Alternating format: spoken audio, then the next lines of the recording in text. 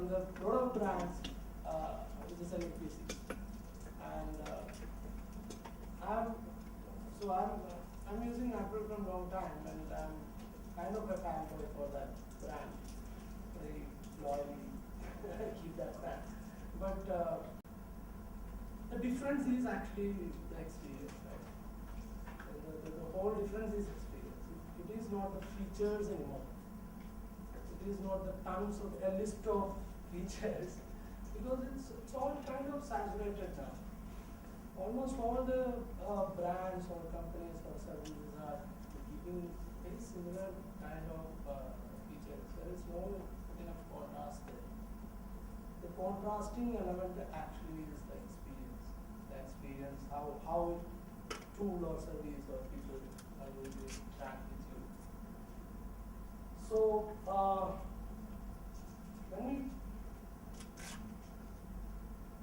when we talk about the interaction part, since I'm coming from a traditional artistical background, what I felt is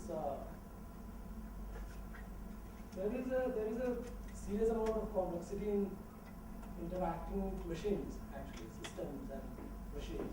We understand a lot now, and we do have a lot of principles and methodologies to help the framework to set up the right kind of interactions. But just think about it. It's still complex, actually. It's still complex. So I'm just keeping you with just showing you the I believe the face-to-face interaction is the best people do. Right? The main reason all of our senses are open. We can touch the person, we can listen to the person. There is visual cue is there, sound is there, the smell is there. All the senses are working, right? And therefore the comfortability level and the way our brain consumes these data is kind of very easy. Even though the same people face to face, when there is a language barrier comes, that becomes a serious issue. Imagine there is no face-to-face happening, there is no face-to-face discussion happening. People are on telephone. In my personal experience, I had a lot of experience like this. The other person would be saying something nice, but the understanding may get diluted. So now there is no visual cue, no sounds, no touching, no sensors, nothing is working basically. Because systems, when we start looking with the systems, right? And in our daily life, we are kind of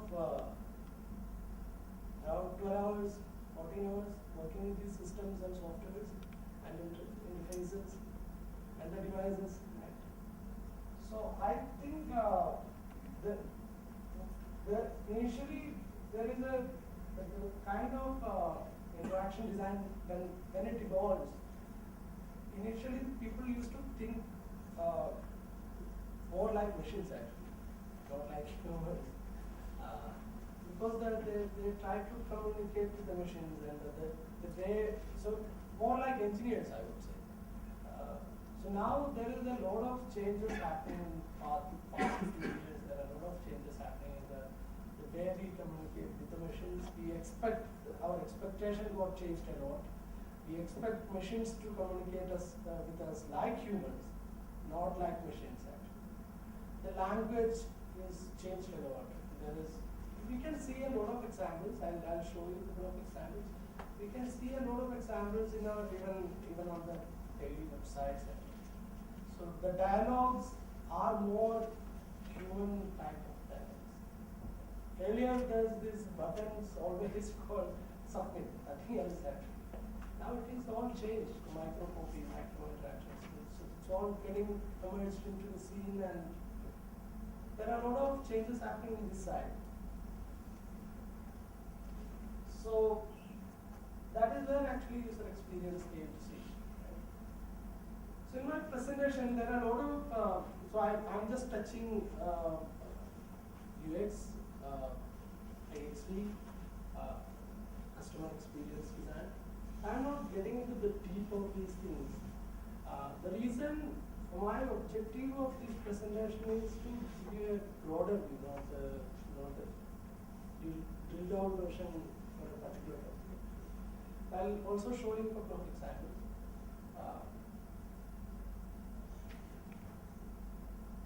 So we already talked about this thing. So definition I like about experience design. So let me know how many of you are working on UX side. Most of you guys are already working on UX side. Okay. Because there is a confusion initially. So the organizers actually, I asked the same question. What is the kind of audience we're going to talk about? So my expectation was not the UX for people actually. So this is kind of my representation about the UX part. Since I'm from South, so I thought it should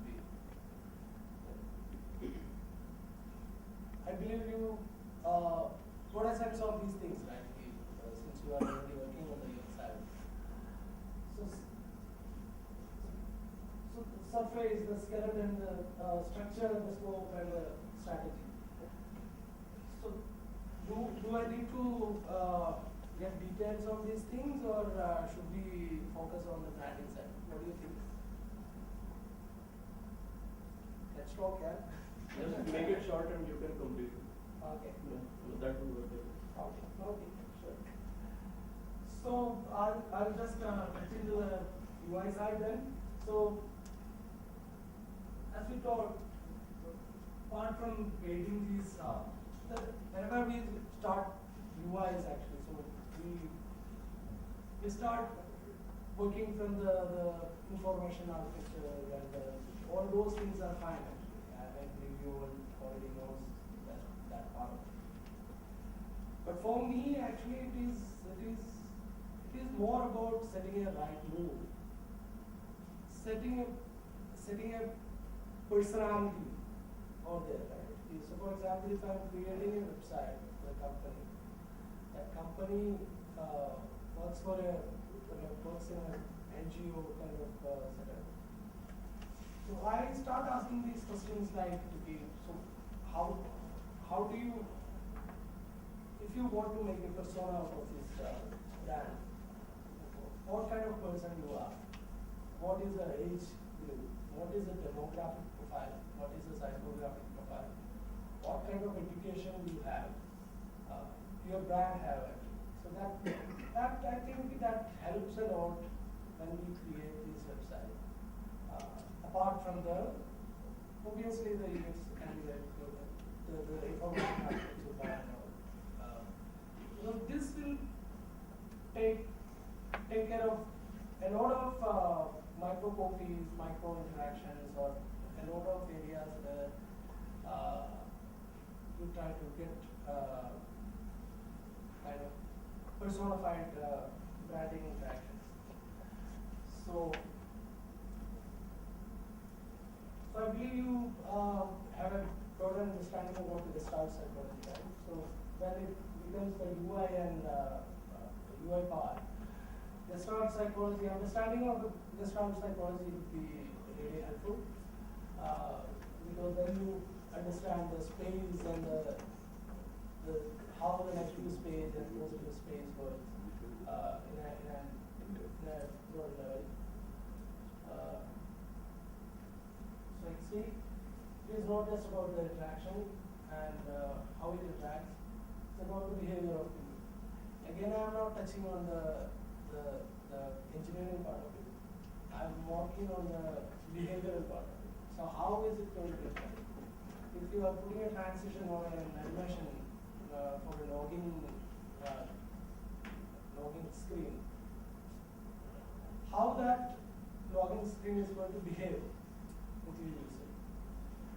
Your bank, your behavioral the character should be more trustful character. But if you are making it the same thing for an education or a college or something, then the behavioral things will change. Obviously, the understanding the target audience will help. And we always ask these questions, like, what is the target audience are like? What is the kind of psychographic profile? All those things we ask. But we never or very little concerned about the brand personality, what we are. We understand the person who are going to talk, whom we are going to talk, but we may not do enough for the building up that brand personality. So how we talk, all those things. And lot of cases I've seen designers' choices getting busy after that. Is because they are not getting into the complete understanding of that particular brand, even though they understand the user and the target audience. So, interaction design is all about shaping little things. We know this. These are the 5 dimensions of interaction design. Words. Words basically defines the interactions, right? Then the visual representations. A lot of visual representation is part of the UI. So the visual representations are the things that user interact with.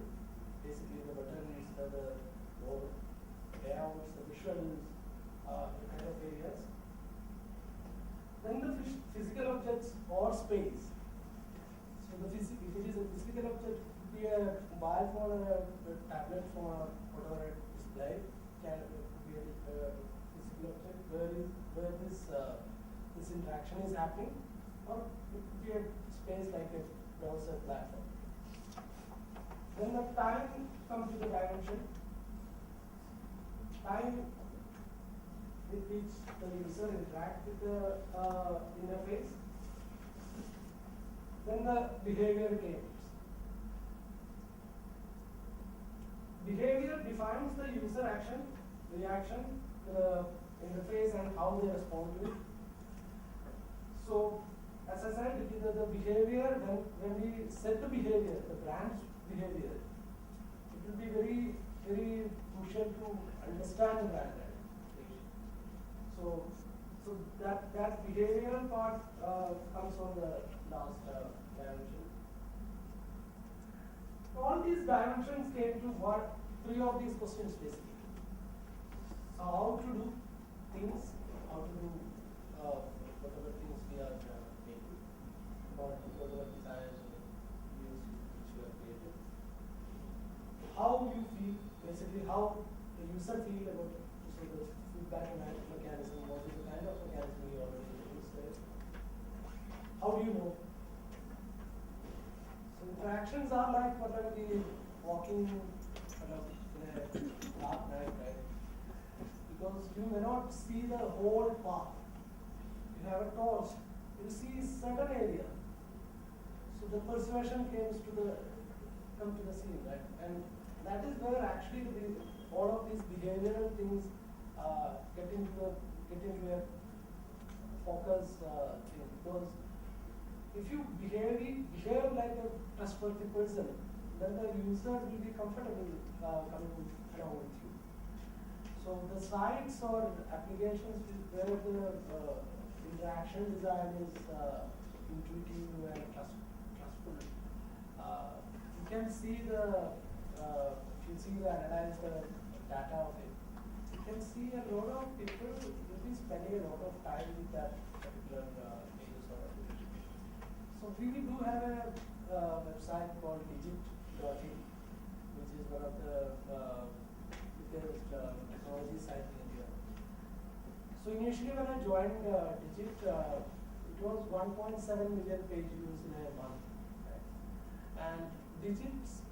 audience are like technology enthusiast people. Basically, the people who are in their 25s to 35 of each one in UK.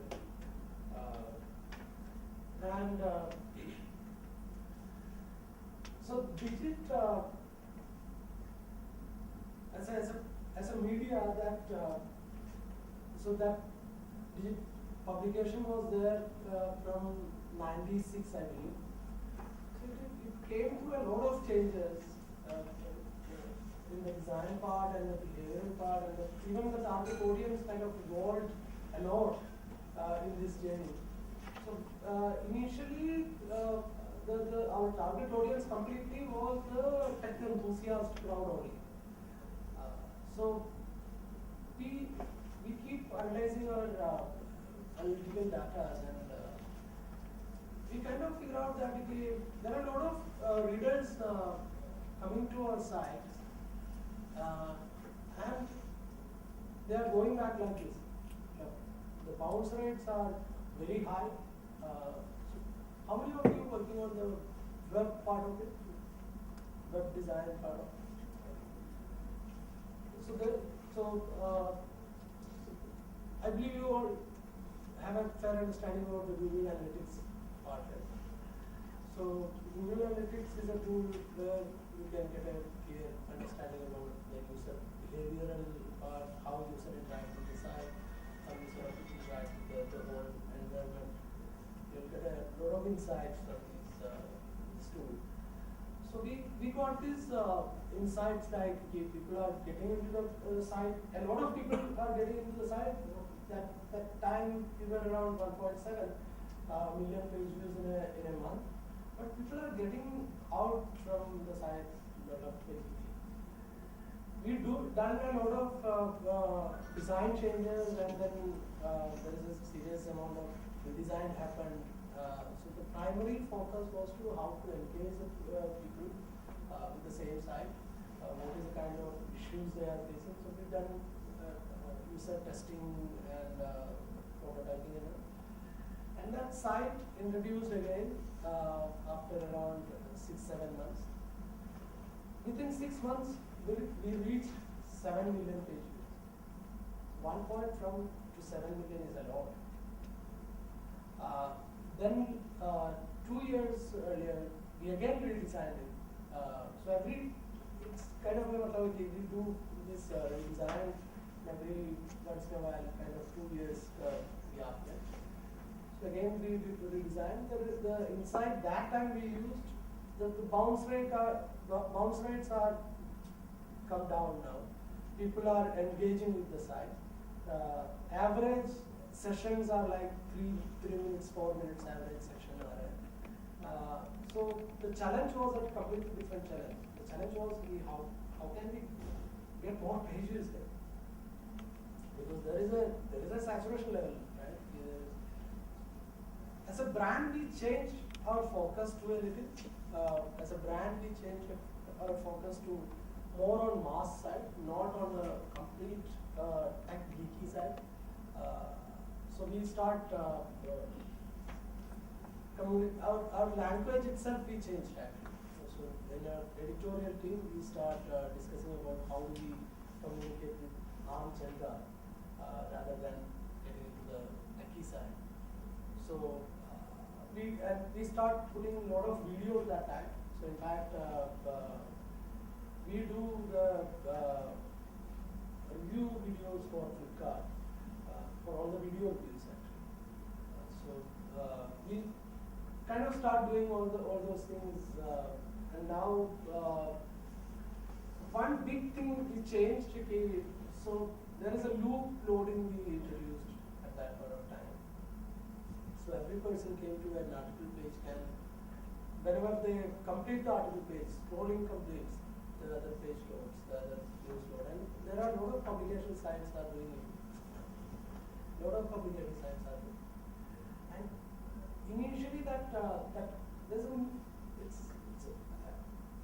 I think there is a myth kind of thing. There is a myth about the first fold, right? Everything should be in first fold.